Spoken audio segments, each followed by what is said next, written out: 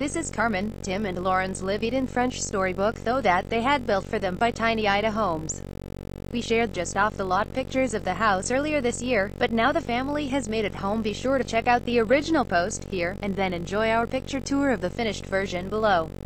Plus, read our interview with Carmen about their transition to tiny life at the end of the post.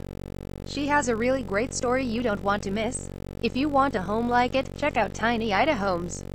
Related French storyteller Tiny House by Tiny Idahomes. This family's French storybook Tiny House images via Carmen and Tim. Here's the living room kitchen inside the home. Cooled loft bedroom inside the house. The blue trim is great. I really love sliding doors for the bathroom. The countertop in this house is cool. Love the spice rack. I like the fridge and the convection oven. Cool heater, tooth mirror door on the inside of the bathroom. Makes it spacious. Look at all the storage in the bathroom. That's a great idea. They added this wall and door to the main bedroom. There's always a way to fit books in a tiny house and CDs. Hey, there's even a keyboard. What a cute home. Love it. Images via Carmen and Tim. Interview with Carmen. What are your names? Carmen, Tim, and Lauren. 14. How many people and animals are living in your tiny house? 3 currently, plus a cat, or 3 in the future. Where do you live? Rural area, Pacific and WWH. Why did you decide to go tiny? What are you hoping to get out of living tiny? Easier to clean house and minimal to no yard work maintenance, less burden of ownership, able to retire sooner. Financial house is customized to fit us really well instead of a generic large house where we have to adapt to it. Free up time and energy to do fun things, ability to move easily, less impact on the planet, no annual property taxes. How did you first learn about tiny houses? HGTV. How long did it take to finish your tiny house? We started in a 4,200 square feet house full of stuff. I read Marie Kondo's Magic Art of Tidying book and it really did change my life. We started downsizing immediately, selling and giving away almost 14,000 books, bookshelves, furniture, etc. and I started working on tiny house plans. We moved several times, dropping square footage by at least half with every move. 4,200, 1,200, 600, 200-ish. The process took about 3 years total. How did you build your tiny house? Did you have any help? Did you do it yourselves? We went to Tiny Idahomes, and Jesse and Anka Collinsworth, owners builders, were able to do our build for us. Jesse took my line drawings and my details and executed them nearly perfectly. A big chunk of our downsizing was choosing what to keep. I didn't choose what to get rid of. That is too exhausting. I made the decision early on, after reading Marie Kondo's book, that everything was going to go unless it was necessary or sparked joy. So, I knew immediately what we were keeping. I analyzed how we used space, I analyzed how systems would work in a tiny house, etc. Then I put together our floor plan. For ideas, I studied tiny houses on the internet, went to Colorado Tiny House Jamboree, and I have read architectural and design books my whole life. My husband was not interested at all in living in a tiny house, so I knew I would be doing a solo build.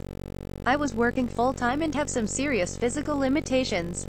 So, I knew the build would be slow and difficult, and I estimated it would take me about 4 years to do the build. Pay-as-you-go style. So then I calculated the build cost: 4 years rent, 4 years utility bills, 4 years build site rental, tool cost starting with nothing but hammer and screwdriver, utility cost at build site, materials cost trailer, house building materials, plus things like countertops, sinks, refrigerator, windows, etc., electrician and plumber cost. I'd farm those 2 jobs out, physical and emotional cost to me and my family. So the real cost of building my house would have far exceeded what it actually ended up costing me by going to a builder. And the final project was really well done by an experienced builder and only took a few months instead of years. How did you find a place to park and live in your tiny house? We have moved 3 times since December 2016 when we got our house. Our first spot, we asked our landlady at the time if she had a place we could park at $200 mo plus electric, but we didn't even stay a full month. We then moved into an RV park, $390 mo plus electric. We were there through the winter. We moved to where we are currently a couple of months ago. We are on a friend's land, parked by a beautiful creek in the woods, not visible from any road or from any other houses. My husband does accounting work as barter, so no charge for parking or utilities. We really have had no issues finding spots to park. I think the difficulties in parking are in cities, large towns. Since moving where we are currently, we have had several other offers of parking spots by friends who want us on their property just to keep an eye on things while they're gone. No charge to us. Before going tiny, what was life like? Chaotic. I never had enough time to get things done. Our big house was impossible to keep clean. I could spend an entire day cleaning with no noticeable impact. I hated having a messy, cluttered house. Since the house took so much effort, I had little energy to enjoy other things. Winters were the worst, $600 electric bills, and we still froze with rooms just above freezing. Think electric furnaces in a 4,200 square feet house with single-pane walls, rooms of glass. Seriously, entire floor-to-ceiling windows over almost half of the house.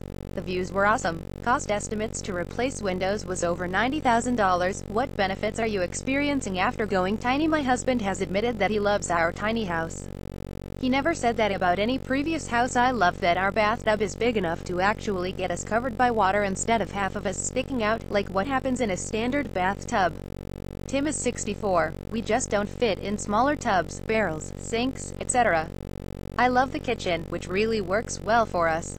I often cook with my daughter, and the kitchen is perfect for us both to be able to work together. I'm 63, and the counters are at 42. For the first time in my life, I don't have to hunch over to cook or wash dishes. No more back pain when cooking. I love that we aren't tied to the grid. No black water tank needed with a composting toilet. I love that I am surrounded with things that are highly functional and spark joy. Our bathroom sink is an art glass bowl. My daughter gave me 3 chandeliers I bought years ago. Drawer pulls are mostly from our big house. Our favorite books, our entire DVD collection, several thousand, all in paper sleeves and sorted in boxes. Both lofts have shelves that were built so DVD boxes could just fit on the floor under them. We chose not to rely on internet, since we will be off-grid most of the time, and I don't want to digitize them all. Saturday mornings are slow, lazy mornings with breakfast in bed, instead of an all-weekend rush to get things done. My house really makes me happy. I feel like I am living in art. Not having to constantly care for stuff in a large house really allows us to experience a lot of new stuff. Lauren and I are planning to through hike the 2,659-mile Pacific Crest Trail next year, 2018. So we have a lot to learn between now and then to get ready. Lauren is excited, as well, and she gets to determine our 2019 adventure. What about some challenges? My husband was pretty much a hoarder his whole life. He loves the tiny house, and has heard me talk about minimizing for 3 years. And I hear him tell friends how great it is. But he still clutters every horizontal surface, and tries to fill any empty space. He has a hard time throwing anything away. I decided that I wasn't positive how our living room, guest room, dining room was going to work. So our builder didn't add a sofa or anything. I had kept a table we could use in the interim, and 3 folding chairs. We sat down the other day and finally came up with a plan, so now we need to find a builder. 6 feet long sleeper sofa, folding table, 2 comfy chairs, and a big doorbell. It's gonna be gorgeous. What makes your tiny house special? I think our house is special because of 3 things. It was designed specifically to meet our needs on grid or off grid. We kept it to a French storybook style, and we kept to our colors: black, white, gray, and silver neutrals, teal, turquoise, pink, and purple accent colors. Currently there isn't much pink or purple, but more is planned in the living room and dining room. Finding things that are highly functional, go with our French storybook style, and are the correct colors is really difficult. I'm currently hunting for a step stool and spice jars. I'd rather make do with what we have and wait to find the right pieces than get something that doesn't spark joy and have to replace it down the road. Part of the structure that is unique for us were pre-built components that will get us to where we want the house to be in the future. I guess I have a prepper mentality, and plan a lot of off-grid living. House is pre-plumbed so wood stove can provide our hot water. Pre-plumbed for water catchment system. Pre-wired for Tesla Powerwall. Pre-wired for solar panels and or wind generator. What is your favorite part of your tiny house? I love that the house seems to make our lives so much easier. We don't have to adapt for it. It is adapted already for us.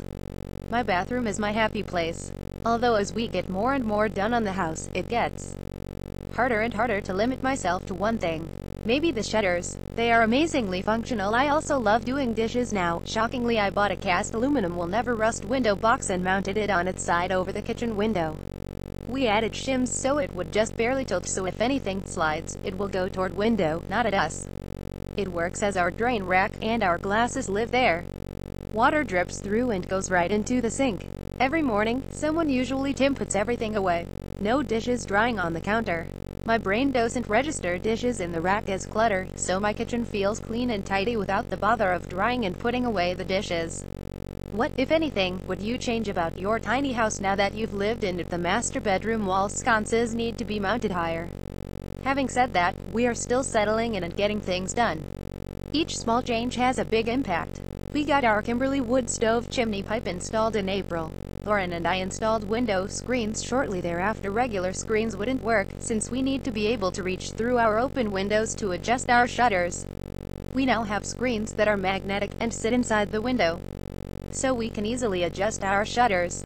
I got a laptop for Mother's Day from one of my sons, so the big tower went away. It was always in the master loft in the way. What helpful advice would you give to others interested in going tiny? 1. Figure out what you must keep. 2. Figure out how you use space. 3. Rethink all household systems, and reset them for your tiny house. Laundry, dishwashing, etc. For example, we got a plunging, a reading washer from Amazon for about $20, and wash laundry in our kitchen sink or bathtub, depending on size of load. Then we centrifuge the laundry in our centrifuge. 3 minutes get clothes about 95% dry. We have retractable clotheslines in the living room under the ceiling fan chandelier. In the winter, we now have the nearby wood stove to finish drying the clothes. Most things dry in about 30 minutes, but jeans take a couple of hours for the pockets to get fully dry. Although washing clothes is a bit more work, I prefer this to laundromat or washer dryer in the house. Dryers are the bane of my existence. Do you know how impossible it is to find feminine clothes at my height? Just to have the dryer shrink them, we average one load week, so it really is an easy system. Related French Quarter Though by Incredible Tiny Homes. Want a tiny house like this one? Contact Tiny Idahomes on their website here. Resources. Share this with your friends, family using the email social reshare buttons below. Thanks. If you like this, you'll love our free daily tiny house newsletter with more. Thank you. More like this. Explore our tiny houses section. See the latest. Go back home to see our latest tiny house related